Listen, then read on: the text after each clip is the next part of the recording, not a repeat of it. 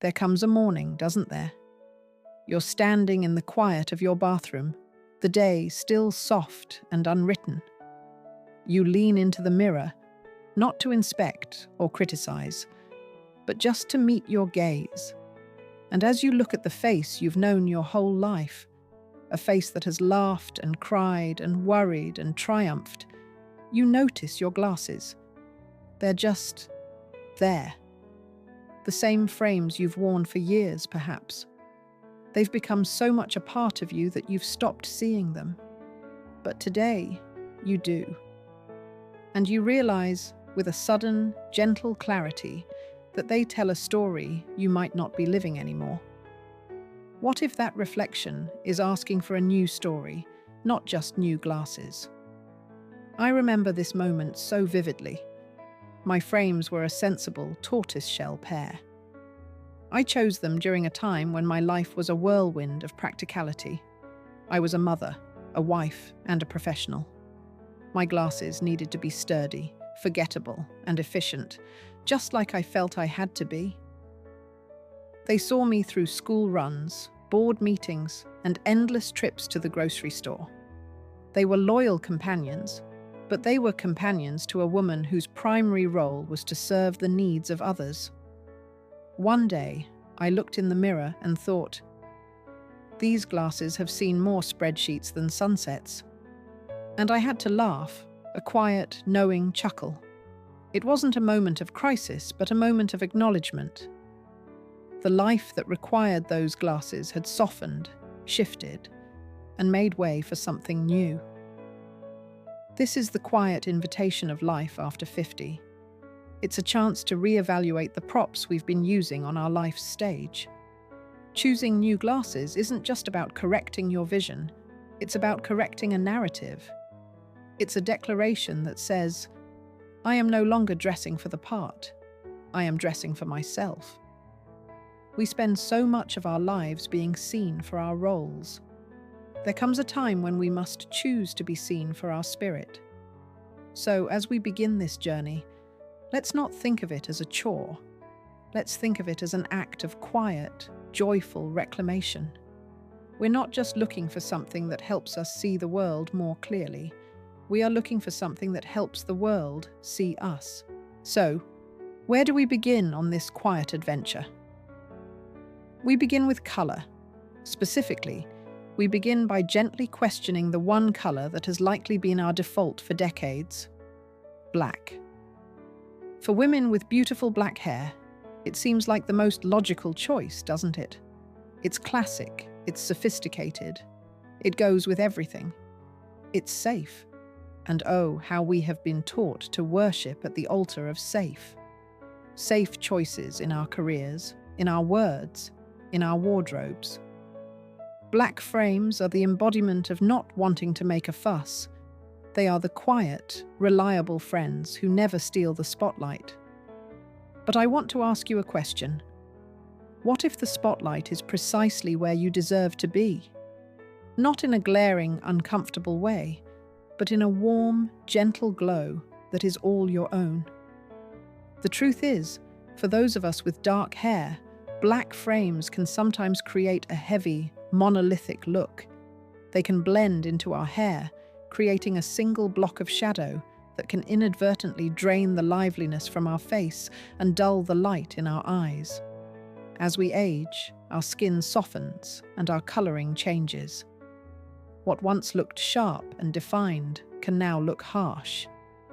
The life truth that took me years to learn is this: we spend our youth trying to fit in, and our maturity learning the quiet joy of standing out in our own gentle way. Choosing a color other than black is a small, beautiful act of standing out. I'm not suggesting you rush out and buy a pair of neon yellow frames, unless your soul is a field of sunflowers, in which case you absolutely should. I'm talking about the grace of unexpected color. Think of the deep, rich tones that you find in nature or in a painter's palette.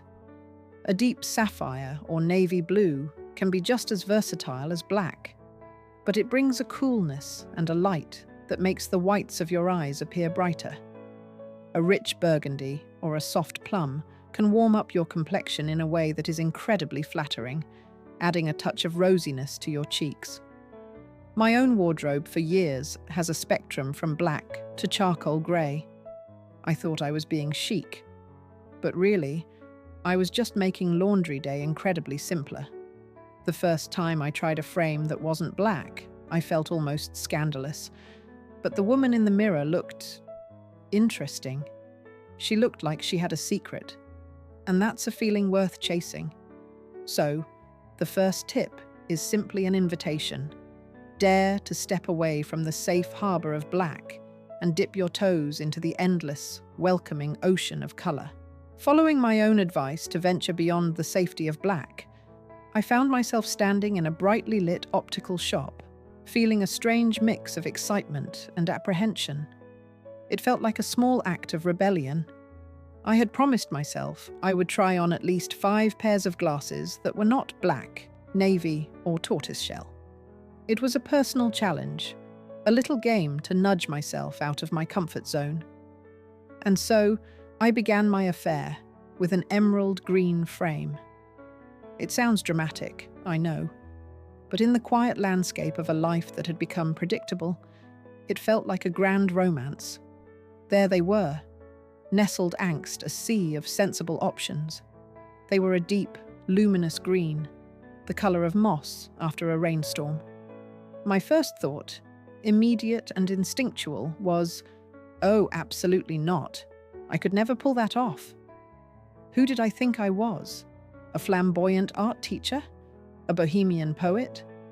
I was a woman who alphabetized her spice rack. Green glasses were for a different kind of person, a person I was not. And yet, I couldn't look away. The optician, a lovely woman with kind eyes and a silver bob, saw me staring. She came over and said, "That color is asking to be tried on." She didn't push, she simply invited. With a sigh that was part surrender, part self-conscious laugh, I picked them up.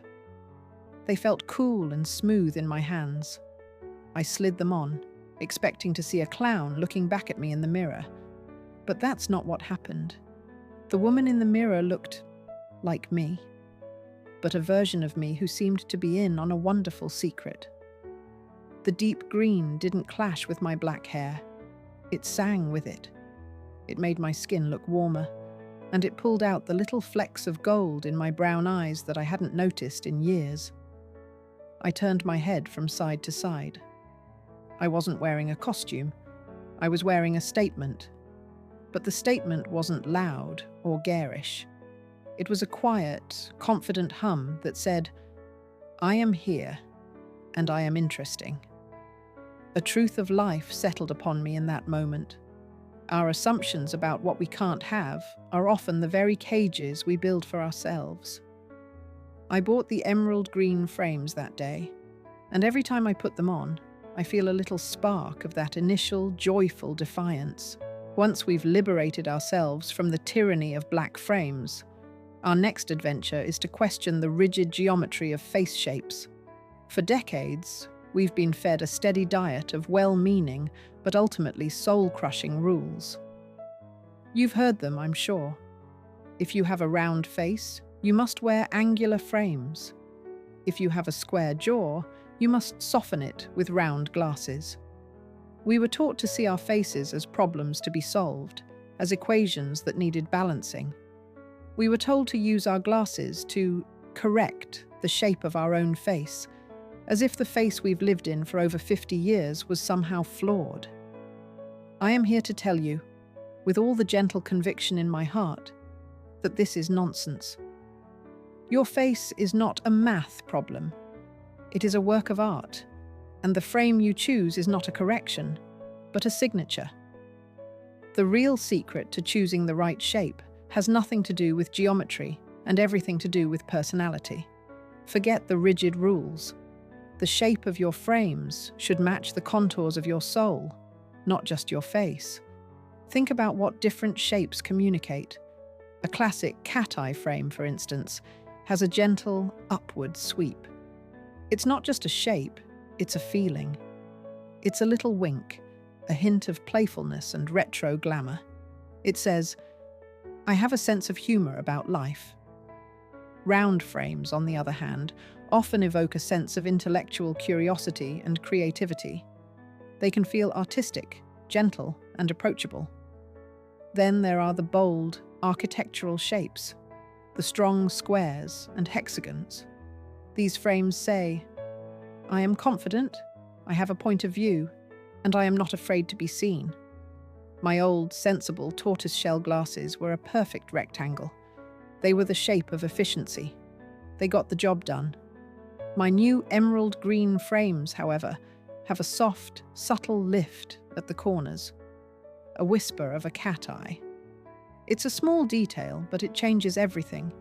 It feels less like a tool and more like an accessory. It feels optimistic. A life truth I've come to cherish is this: we radiate from the inside out. The things we wear should not be a costume we hide behind, but a confirmation of the person we are. So, the next time you are trying on glasses, I invite you to ignore the chart of face shapes. Instead, ask yourself, how does this shape make me feel? Does it make me feel more creative, more authoritative, more joyful? Let that feeling be your guide. You are not looking for the shape that will make your face look right. You are looking for the shape that makes you feel most like yourself. Now that we have given ourselves permission to play with color and to choose shapes that reflect our spirit, let us turn our attention to a detail that is often overlooked, yet holds the power to harmonize your entire face: the bowline. This is the top line of your frames, the one that sits just below your eyebrows. For years, I never gave it a second thought. A frame was a frame. But the bowline is the secret architecture of a great pair of glasses. It is the subtle stroke that can either create a sense of discord or a feeling of perfect, elegant alignment. Think of your eyebrows as the natural, expressive frame of your eyes. They rise in surprise, furrow in concentration, and arch in amusement. They are one of the most dynamic and telling features on your face. The goal of a well-chosen frame is not to fight with this natural feature, but to dance with it. The most flattering glasses will have a top line that echoes the shape of your own brow. It doesn't have to be a perfect match, but it should follow the general curve.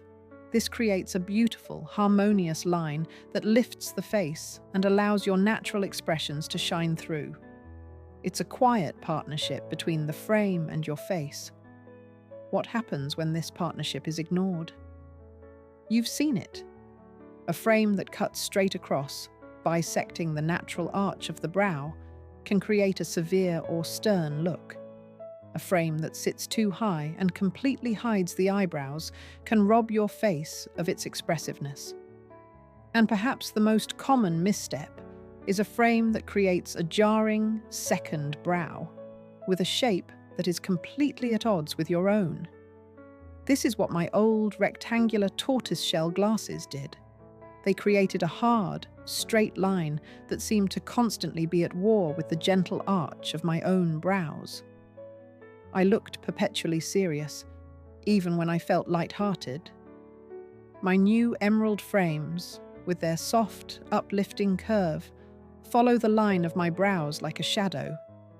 The difference is subtle, but profound. It feels like the final, satisfying click of a key in a lock.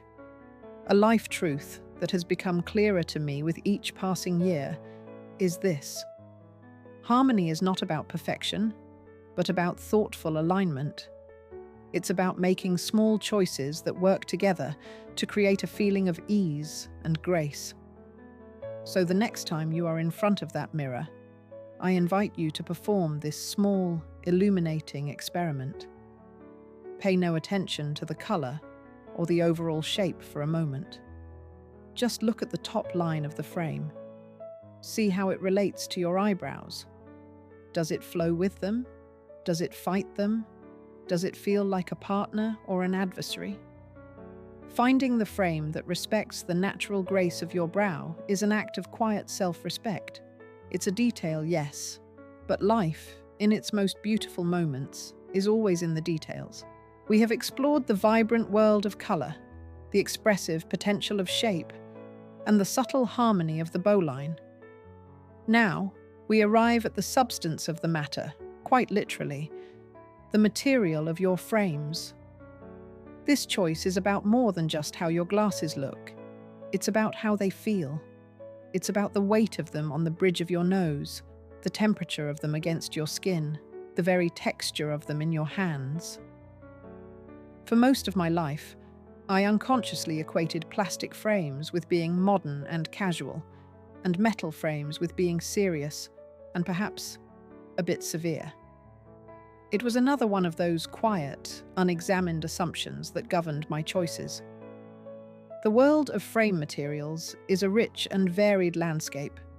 There are the warm, organic textures of wood or bamboo, the sleek, minimalist appeal of titanium, and the classic, scholarly feel of acetate. Each material has its own personality, its own story to tell. My old tortoiseshell frames were made of thick, standard plastic. They were sturdy, reliable, and entirely unremarkable. They felt like a tool, a necessary piece of equipment. There was no delight in them. My new emerald frames, however, are a combination of a slim, polished acetate on the front and delicate, brushed gold metal on the arms. The first time I picked them up, I was struck by the contrast. The acetate felt smooth and substantial, while the metal arms were surprisingly light and warm against my temples. It was a small, tactile pleasure. This blend of materials felt like a metaphor.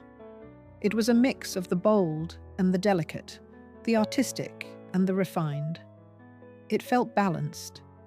It made me realize that the choice of material is another opportunity to express a nuance of your personality.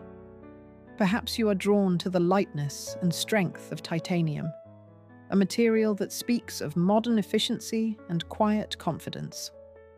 Or maybe the rich, layered colors of a high-quality Italian acetate feel more like you, a little bit of artistry, a little bit of tradition. You might even be surprised to find that a pair of thin, wire-rimmed metal frames, which you once dismissed as old-fashioned, now feel elegant and intellectual. A life truth that has become a quiet comfort to me is this: the things we touch every day should bring us a small measure of joy. We spend so much of our lives focused on the grand, dramatic moments that we forget the profound impact of the small, sensory details. Your glasses are one of the first things you touch in the morning and one of the last things you touch at night. They are, for many of us, a constant companion. Why shouldn't they feel wonderful? So, I invite you to close your eyes for a moment the next time you try on a pair of glasses. Don't just look in the mirror. Feel them. Notice their weight, their texture, their temperature. Do they feel like a chore, or do they feel like a small daily indulgence? Let your sense of touch have a vote.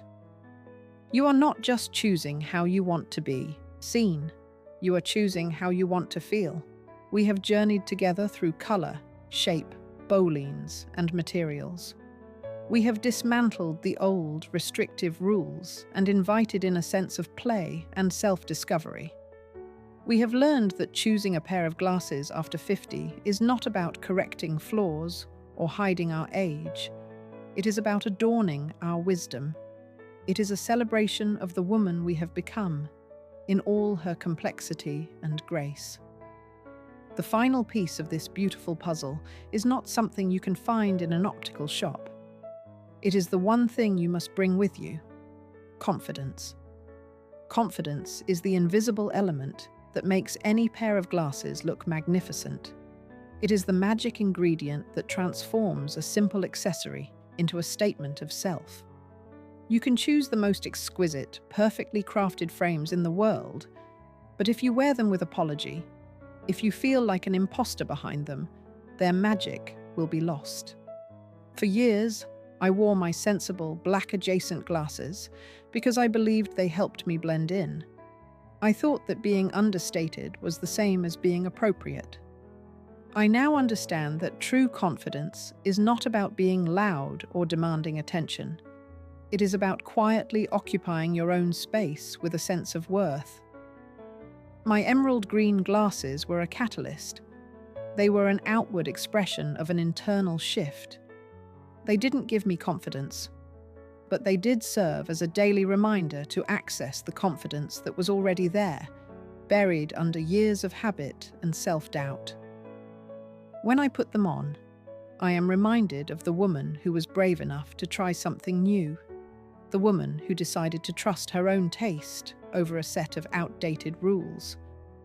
They are my personal emblem of a small, significant victory. The life truths we have uncovered together are simple yet profound. Our assumptions are often the cages we build for ourselves. We radiate from the inside out.